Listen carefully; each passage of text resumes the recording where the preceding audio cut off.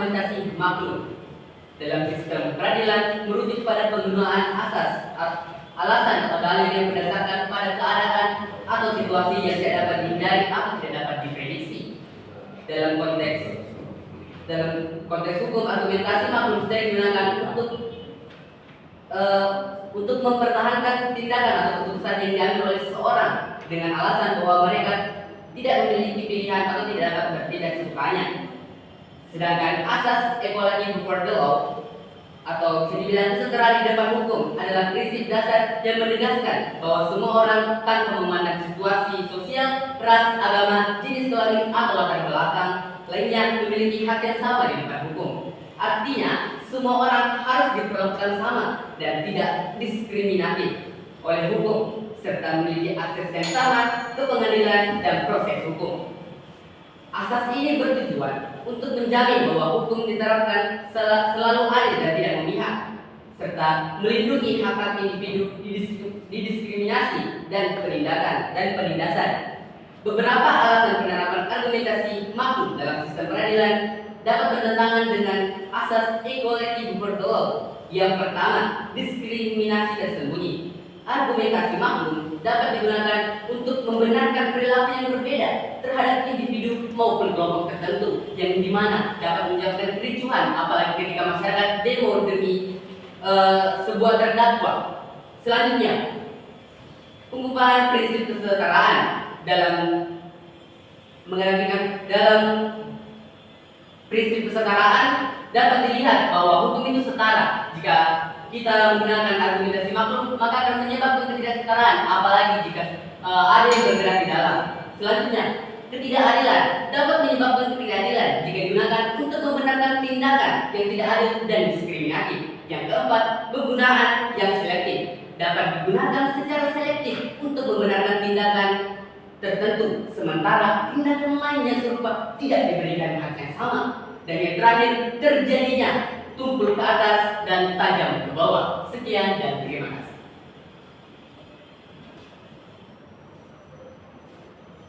Baik, selanjutnya penyampaian argumentasi dari pembicara pertama tim Sodra. Kami persilakan.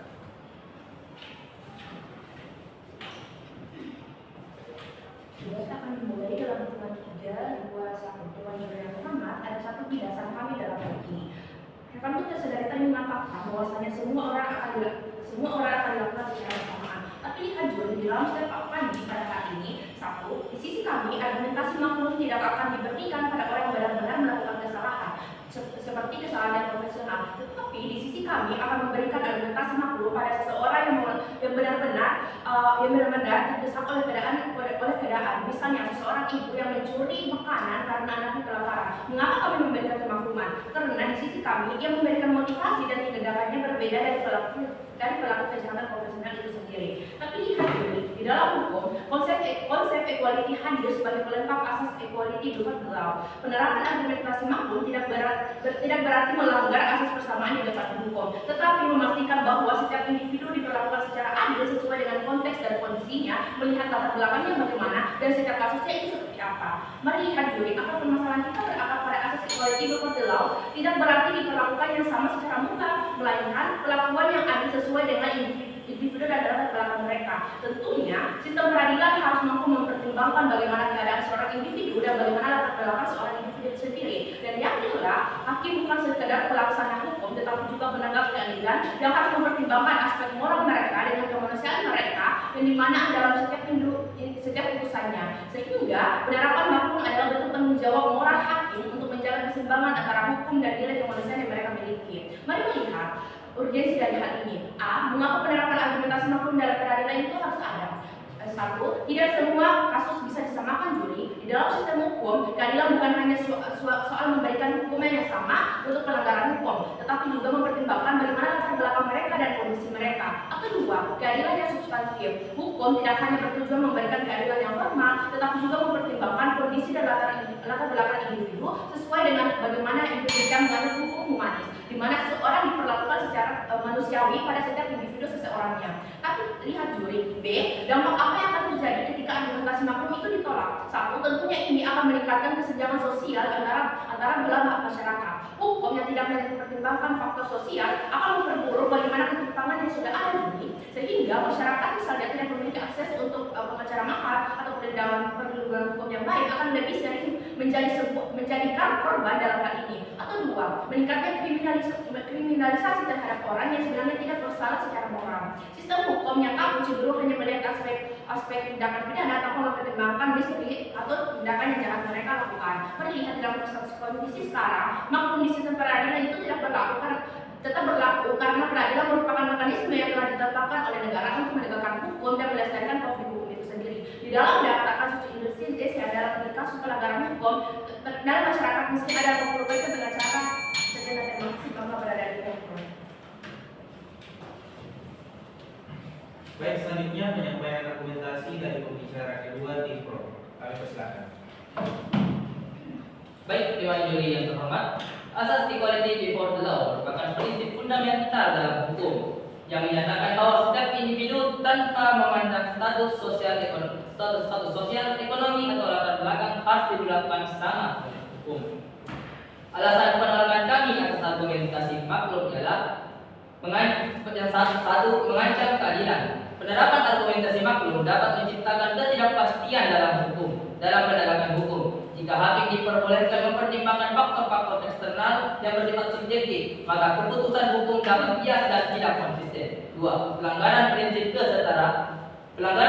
kesetaraan. Argumentasi maklum berpotensi melanggar asas equality before the law karena memberikan kesempatan bagi individu tertentu untuk mendapatkan perlakuan khusus. Hal ini dapat menciptakan ketidakadilan bagi pihak lain yang tidak memiliki kondisi serupa. Dewan Juri yang terhormat, tentu ini mempunyai dampak negatif bagi peradilan, yaitu kehilangan kepercayaan publik. Penggunaan argumentasi maklum dapat merusak kepercayaan masyarakat terhadap sistem peradilan karena masyarakat merasa bahwa hukum dapat dipengaruhi oleh faktor-faktor pribadi dan lambat laun mereka akan kehilangan keyakinan pada keadilan hukum. 2. Ketidakseimbangan penerapan hukum. Gangguan kata maklum, penggunaan kata maklum dapat menciptakan celah bagi prinsip equality before the law. Yang ketiga, potensi diskriminasi. Penggunaan kata maklum dalam konteks tertentu bisa menciptakan diskriminasi di mana individu tertentu diberikan keringanan atau pengecualian dalam hukum, sementara individu lainnya tidak. Hal ini menimbulkan ketidakadilan yang bertentangan dengan asas kesetaraan. Penggunaan kata maklum dalam sistem peradilan dapat menciptakan ketidaksetaraan dan bertentangan dengan asas hukum kesetaraan. Dewan Juri yang terhormat, jika ada dua pilihan kemaslahatan, maka pilihlah kemaslahatan yang paling besar. Jika ada dua pilihan keburukan, maka pilihlah keburukan yang ringan atau yang kecil. Karena besarnya dampak yang akan ditimbulkan dari adanya argumentasi maklum ini, maka kami secara tegas, lugas dan mantap mendukung mosi perdebatan pada kali ini.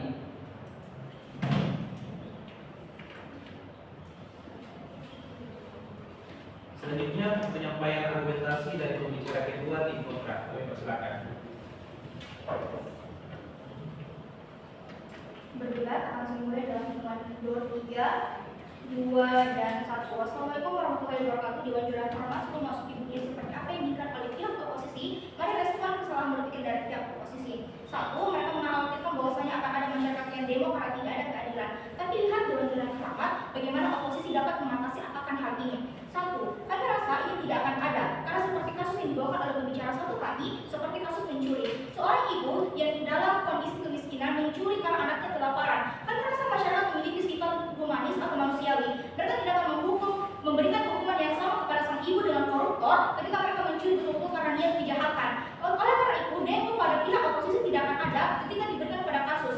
Terlebih lagi Dewan Juri yang terhormat, kami sudah memberikan gambaran bahwasanya kami tidak akan memberikan konsep maklum kepada orang yang betul-betul melakukan kejahatan. Tapi kami memberikan konsep maklum kepada orang yang sebenarnya bisa ditindaklanjuti dengan memberikan keringanan hukuman kepada mereka. Karena apa Dewan Juri yang terhormat? Kita tidak bisa menyamakan semua kasus. Mari kita ambil contoh. Ada orang yang melakukan pembunuhan, tapi dia melakukan pembunuhan karena sebenarnya dia hampir dilecehkan misalnya. Mengapa ini tidak perlu kita berikan hukuman kepada orang yang betul-betul membunuh karena niat jahat? Karena mereka itu adalah bentuk perlindungan diri mereka.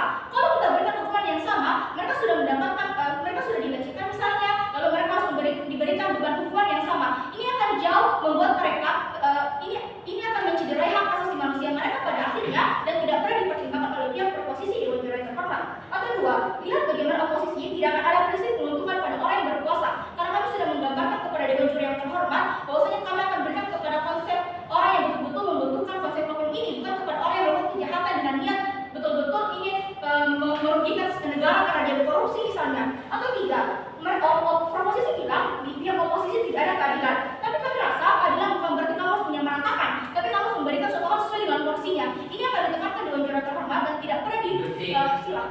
Bagaimana solusi Anda ketika penggunaan argumentasi maklum ini yang jelas-jelas bersalah dilakukan?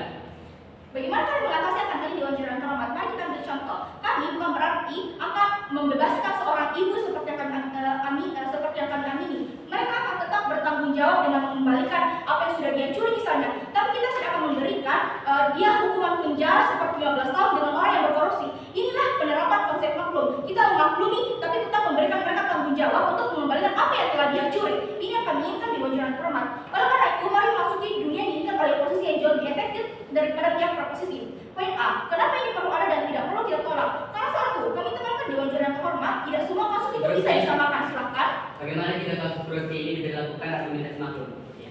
Dewan Juri yang terhormat, terdapat bukan hanya saya berbicara, tapi juga saya mendengarkan. Kawan berpikirku, oposisi sudah menjelaskan kepada kamu, saudaraku, bahwa saya tidak akan memberikan konsep maklum kepada orang yang berkorupsi betul-betul salah, atau mereka yang mengKDRT istrinya karena terkena dalam kondisi mabuk misalnya. Itu adalah kondisi di mana dia betul-betul salah. Tapi kami akan berikan kepada orang yang membutuhkan konsep maklum ini. Silahkan.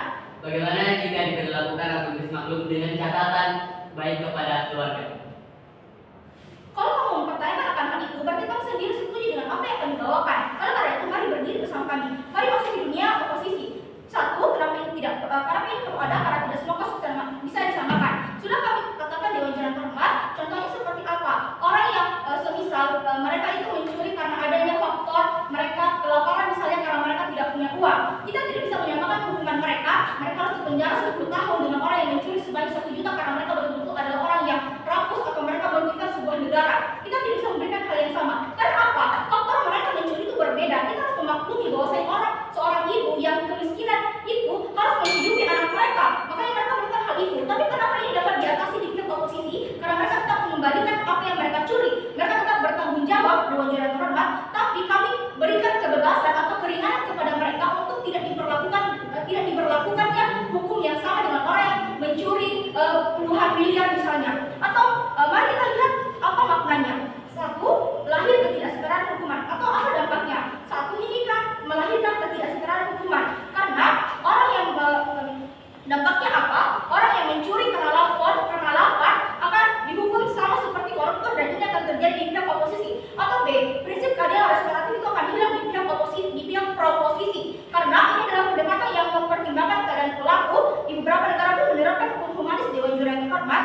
Mari kita ambil contoh korban yang telah korban itu tetap bisa menyalurkan bahwasanya rasa kenapa mereka dicuri misalnya. Para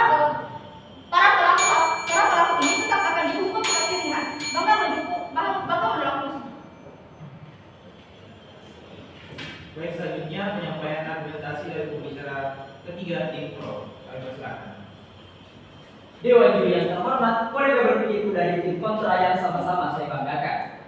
Dalam konteks hukum, argumentasi maklum merujuk pada pengertian bahwa ada keadaan tertentu yang dapat mempengaruhi penilaian atau keputusan hakim, seperti keadaan darurat atau tekanan psikologis. Namun, penerapan ini seringkali dapat mengaburkan keadilan. Asas equality before the law merupakan prinsip fundamental dalam hukum yang menyatakan bahwa setiap individu tanpa memandang status sosial, ekonomi, atau latar belakang harus diperlakukan sama di hadapan hukum. Ini mencakup hak untuk mendapatkan perlakuan yang adil dan setara dalam proses peradilan. Dewan Juri yang terhormat untuk mendukung mosi perdebatan yaitu menolak penerapan argumentasi maklum dalam sistem peradilan, terdapat beberapa dampak yang akan kami sampaikan. Yang pertama, penerapan argumentasi maklum dapat menciptakan ketidakpastian dalam penegakan hukum. Jika hakim diperbolehkan mempertimbangkan faktor-faktor eksternal yang bersifat subjektif, maka keputusan hukum dapat menjadi bias dan tidak konsisten. Yang kedua, argumentasi maklum berpotensi melanggar asas equality before the law karena memberikan kesempatan bagi individu tertentu untuk mendapatkan perlakuan khusus berdasarkan keadaan mereka. Hal ini dapat menciptakan ketidakadilan bagi pihak lain yang tidak memiliki kondisi serupa. Contoh kasus, dalam kasus-kasus kriminal jika terdakwa dapat menggunakan argumentasi maklum untuk mengurangi hukuman mereka berdasarkan keadaan pribadi, hal ini dapat menciptakan persepsi bahwa hukum dapat dibeli atau dipengaruhi oleh faktor eksternal. Mengapa kami sangat bersikeras mendukung penolakan argumentasi maklum dalam sistem peradilan? Karena terdapat penelitian yang kami jadikan bukti pendukung dan acuan yang mendukung dalam mosi perdebatan kali ini, yaitu yang pertama, penelitian yang dilakukan oleh Tanya S pada tahun 2022 dengan judul The Impact of Mitigating Circumstance on Judicial Decisions di Universitas Gadjah Mada. Penelitian ini menunjukkan bahwa penggunaan argumentasi maklum dalam keputusan pengadilan seringkali menghasilkan ketidakadilan dan bias dalam proses hukum. Ketidakpastian ini berpotensi merusak kepercayaan masyarakat terhadap sistem peradilan. Tidak, saudara. Yang kedua, datang dari Arif A, Fakultas Hukum Universitas Indonesia. Penelitian ini menekankan pentingnya penerapan asas equality before the law dalam sistem peradilan Indonesia. Dewan yang terhormat, terkadang penerapan argumentasi maklum dalam sistem peradilan disalahgunakan, yang harusnya dimaklumi malah divonis, dan yang tidak seharusnya dimaklumi malah diberi keringanan. Maka dari itu, dengan menolak penerapan argumentasi maklum, hukum di Indonesia bisa dipercaya adil dalam mengambil keputusan. Dewan juri yang terhormat, ada pun contoh kasus penyalahgunaan argumentasi maklum dalam sistem peradilan, yaitu kasus korupsi atau penggelapan timah yang terjadi baru-baru ini dengan tersangka inisial H, suami dari aktris Indonesia Sandra Dewi. Tersangka H melakukan penggelapan timah dan merugikan negara sebanyak 271 triliun rupiah. Namun tidak habis pikir, ternyata yang digadang-gadang akan dipenjara seumur hidup karena merugikan negara, malah diberi keringanan dengan penjara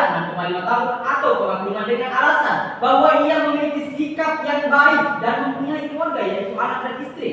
Berbanding-banding dengan kasus pencurian 3 buah kapas pada tahun 2009, yaitu Mbak Mina. Mbak Mina, tidak saudaraku?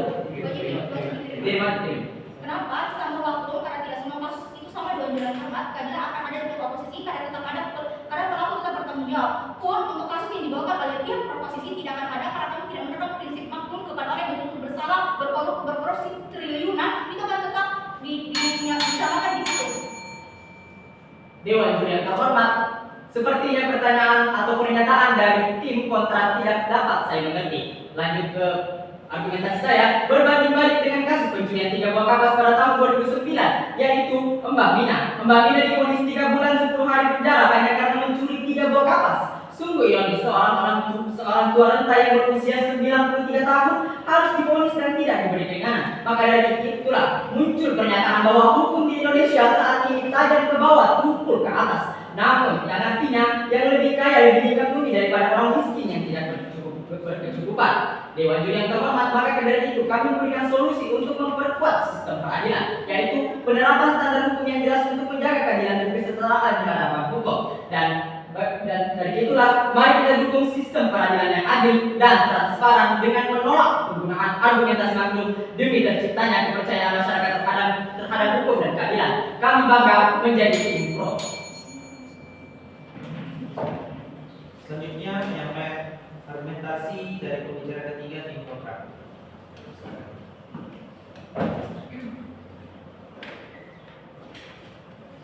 Mulai debat tiga.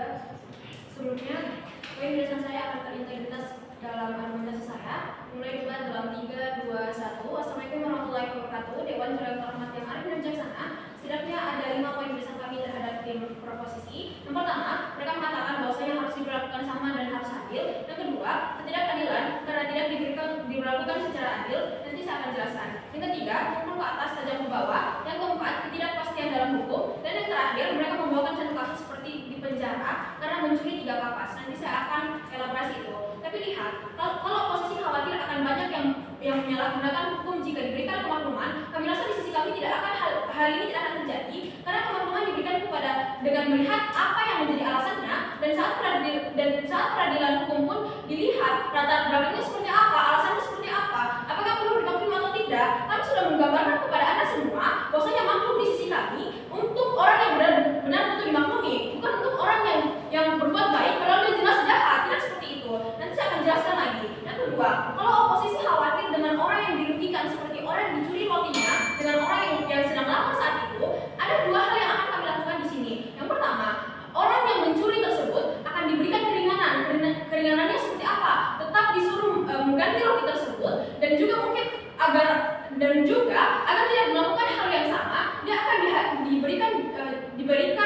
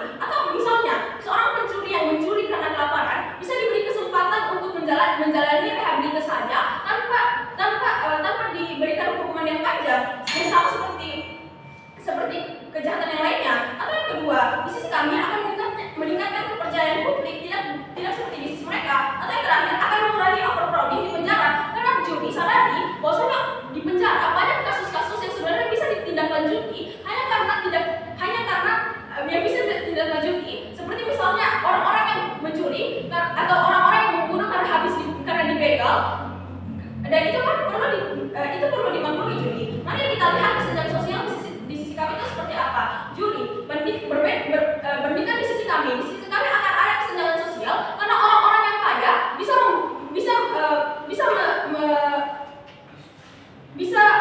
mencari orang untuk membelanya, sedangkan orang-orang yang miskin mungkin tidak akan bisa menyewa orang untuk membelanya. Atau yang kedua, mengurangi kepercayaan publik untuk semua itu bangga dari tim oposisi. Baik, selanjutnya penyampaian argumentasi prestige dari tim kontra. Kami persilakan.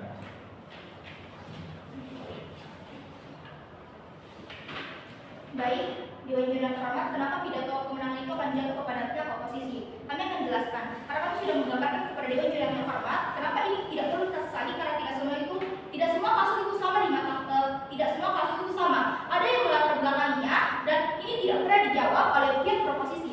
Proposisi itu gagal dalam mengatasi masalah seperti ini. Tapi lihat oposisi Dewan Juri yang terhormat, oposisi mampu menjawab kepada Anda karena kita ingin menerapkan prinsip maklum. Kami sudah men-set up kepada Dewan Juri yang terhormat bahwa kami tidak akan menerapkan prinsip maklum kepada orang yang betul-betul bersalah, korupsi triliunan misalnya. Tapi kita berikan kepada orang yang betul-betul membutuhkan konsep maklum ini, seperti orang yang mencuri karena dia miskin dan dia kelaparan. Ini akan kami terapkan dan kami tekankan dari pembicara 1 ke pembicara 3. Tapi kenapa proposisi kalah dalam perdebatan? Satu, karena proposisi tidak pernah menyelesaikan kasus seperti apa yang diinginkan oleh pihak oposisi. Sedangkan kami bisa menyelesaikan hal ini. Kenapa? Kalau kami bisa menjamin mereka tidak akan mencuri lagi kalau misalnya mereka kelaparan sebelumnya. Karena bukan berdasarkan niat kejahatan, tapi karena terpaksa Dewan Juri terhormat. Atau dua, ini tidak akan membebaskan mereka cuma-cuma misalnya. Karena mereka tetap bertanggung jawab, mereka mengembalikan apa yang mereka curi misalnya. Tapi kita akan meringankan. Disinilah penerapan argumentasi maklum. Dan yang kedua, sadari juri, pembicara kedua dari proposisi tidak membantah proposal dari pembicara satu kami. Jadi kami rasa proposisi dari awal sudah setuju dengan apa yang kita katakan. Tiga, proposisi itu mengkhawatirkan kasus mencuri 3 kapas dengan hukuman yang berat. Makanya kita ingin ada konsep memaklumi. Ini terjadi karena tidak ada konsep maklum di Dewan Juri yang terhormat. Tapi kenapa proposisi mengkhawatirkan ini? Kalau proposisi mengkhawatirkan, mari berdiri bersama kami. Kami tekankan, ini tidak membantah sepenuhnya asas equality before the law, tapi justru membangun konsep hukum yang adil sesuai porsinya. Kami tekankan sesuai porsinya Dewan Juri yang terhormat. Untuk segala alasan, kami tetap bangga menolak mosi dan kami menginginkan ada sistem argumentasi hukum dalam sistem peradilan. Bapak menolak mosi.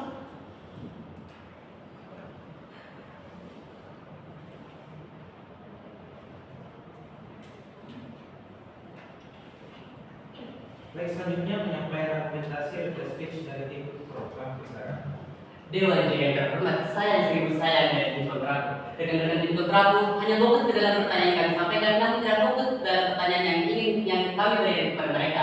Mereka tidak hanya menjelaskan, kami akan menjelaskan nanti, kami akan menjelaskan namun sama sekali menjelaskan kepada saudara-saudaraku. Dewan Juri yang terhormat, pembicara ketiga tadi mengatakan bahwa kesenjangan sosial akan terjadi di pihak mereka. Berarti pihak kami adalah pihak yang benar. Dewan Juri yang terhormat, pertanyaan tadi sebuah hukum itu sendiri harus kita pelajari. Dewan Juri yang terhormat, penggunaan argumentasi maklum ini pernah terjadi kesalahan di masa lalu, maka dari itu kami menolak untuk masa depan. Buat apa kita fokus kepada masa lalu ketika masa depan harus kita perhatikan. Dewan Juri yang terhormat, lalu bagaimana jika seseorang itu mencuri? Dewan Juri yang terhormat, selama terus-menerus. Karena apa? Karena lapar tidak berarti selama 1 hari. Dewan Juri yang terhormat, maka daripada itu dan juga apakah jika 100 orang mencuri dan terus melakukan terus dengan alasan argumentasi maklumnya yaitu lapar? Dewan Juri yang terhormat, apakah akan terus diberikan kemakluman? Tentu saja tidak. Dewan Juri yang terhormat, karena apa? Hukum ada untuk rakyat. Dan selanjutnya Dewan Juri yang terhormat, bagaimana dengan orang yang merencanakan atau mencuri karena lapar bersama dengan komplotannya, lalu dipidana, lalu diberikan argumentasi maklum, padahal sudah termasuk menjadi kejahatan berencana Dewan Juri yang terhormat. Lalu, Dewan Juri yang terhormat, seperti yang kita ketahui bersama, di masalah di hukum-hukum kemarin di peradilan banyak sekali kasus-kasus di dalam argumentasi maklum ini, yang dimana disalahgunakan hanya karena apa? Hanya karena pribadi maupun faktor-faktor di internal itu sendiri. Dewan Juri yang terhormat, tim dengan tim kontra sama sekali tidak memberikan sanggahan tentang tumpul ke bawah maupun tumpul ke atas, tajam ke bawah Dewan Juri yang terhormat. Maka daripada itu kami secara tegas, tugas dan mantap mendukung mesin perdebatan kita pada kali ini. Baik, itulah tadi pertandingan debat pada hari ini. Agenda selanjutnya adalah identifikasi juri, yang dimana akan disampaikan oleh salah satu juri, dan untuk mengefisienkan waktu, maka identifikasi juri akan disampaikan 10 menit oleh salah satu juri. Kami persilakan. Baik, terima kasih. Assalamualaikum warahmatullahi wabarakatuh.